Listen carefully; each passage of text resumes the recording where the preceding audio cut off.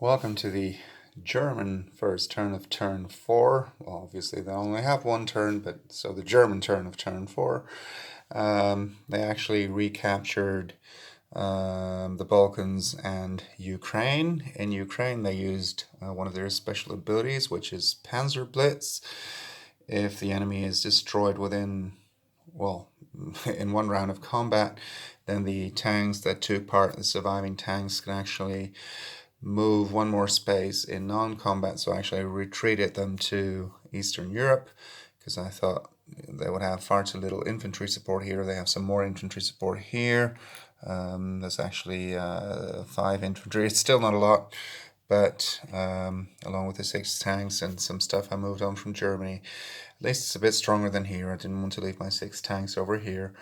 Other than that, they didn't really do that much. They retook these territories by using the fighters from the aircraft carrier and the fighter from Karelia, which subsequently flew back. They have had to weaken their front line a bit because now that these were actually placed here, there's only 3 infantry in Southern Europe and 3 infantry and 2 tanks in Germany. So you can really see that they're being pressed very hard. They placed 2 infantry also in Leningrad. But as you can see, they're being pressed very hard, and they didn't really dare to attack either Belarus or Western Russia because of the Russian special rule, the Russian winner, which means that the any Russian infantry defend on a 3 throughout this turn.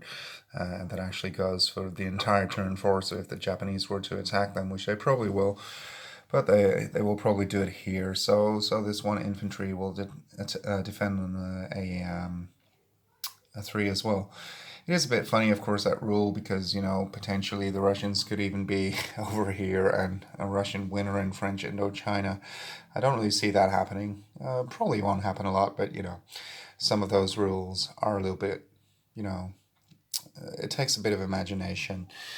Another one would be the German subs, which actually subtract 1 IPC each and every turn from both the UK and the US. That is, for each German sub, they each lose 1 IPC each and every turn.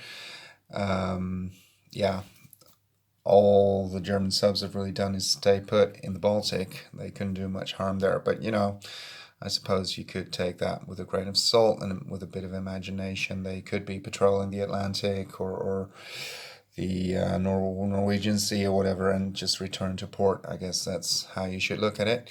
Anyway, that's more for a review and not so much for what happened on the German turn. But suffice it to say for now that I really like those national advantages, and I prefer them much more than the national objectives that you can now witness in later iterations of the game, such as Anniversary Edition or Global. Anyway, this is what happened. The Germans have managed to push the Russians back again somewhat, although they've still lost some territory. And, they actually took Persia, but of course I'll never be able to hold it. So, that's it, and let's just see how much longer the Axis can hold out. Thank you for watching.